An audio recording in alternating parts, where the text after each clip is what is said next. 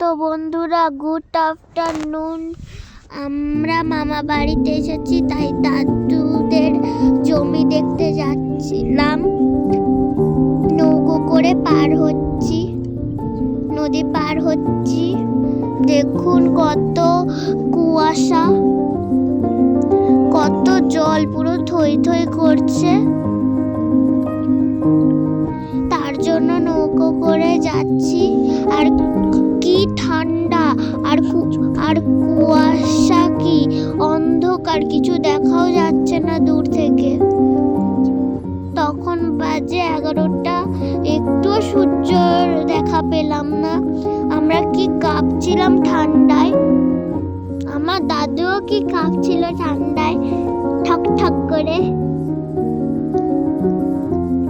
এখন আমরা নদী পার হচ্ছি। প্রচুর কুয়াশার, প্রচুর ঠান্ডা পড়েছিল,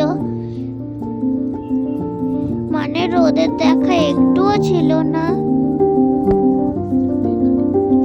রোদের দেখা নেই। তখন দুপুর 12টা বাজতে যাচ্ছে, একটুকু রোদ নেই। দেখো বন্ধুরা, কত কচুরি পানা, কত শ্যাওলা। কিন্তু দেখো এখানে কত কলা গাছ। টিনের নৌকা, তো নৌকাতে ফুটো ছিল আর জল ঢুকছিল। আমার দিদুন তো জল সেচতে পুরো ক্লান্তই হয়ে গেছিল।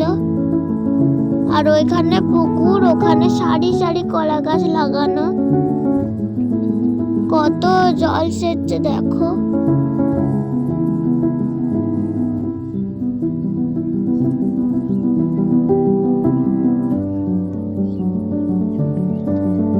এখানে জলটা কি পরিষ্কার, কাচের মতো।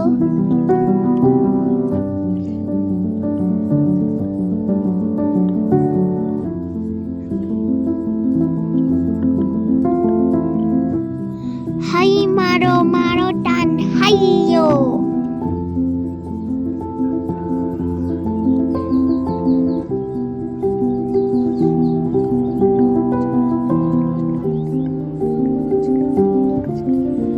এখানে একজন একটা জাল বসিয়েছিল আর ফাঁদ বসিয়েছিল, আর একটা পাখি ওখানে আটকে মরে গেছিল।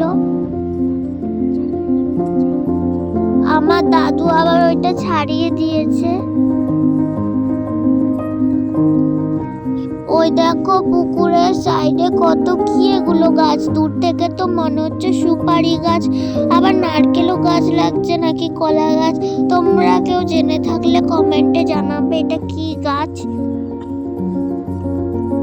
আমরা তো দূর থেকে বুঝতে পারছি না। কি হাওয়া দিচ্ছে দেখো।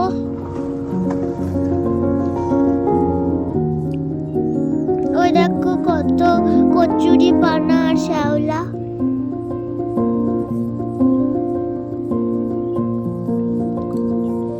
এবার নৌকো থেকে নামবো, কাছেই চলে এসেছি অনেকটা।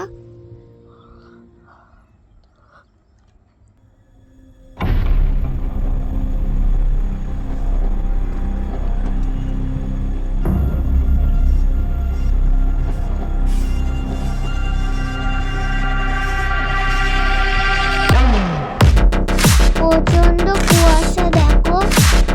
আরো কি এগুলো, কি গাছ বুঝতেই পারছি না, কত গাছ। আর উপরেও দেখা যাচ্ছে গাছ, জলের নিচেও দেখা যাচ্ছে গাছ। হেব্বি সুন্দর দেখাচ্ছে।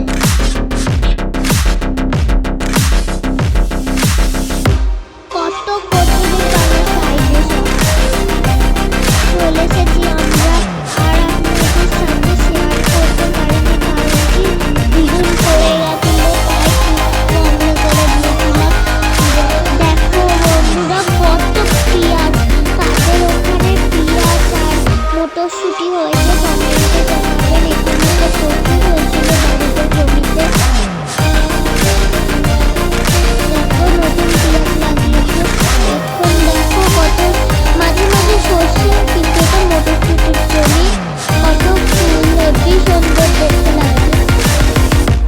জমি থেকে টাটকা চুরি করে খেয়েছি।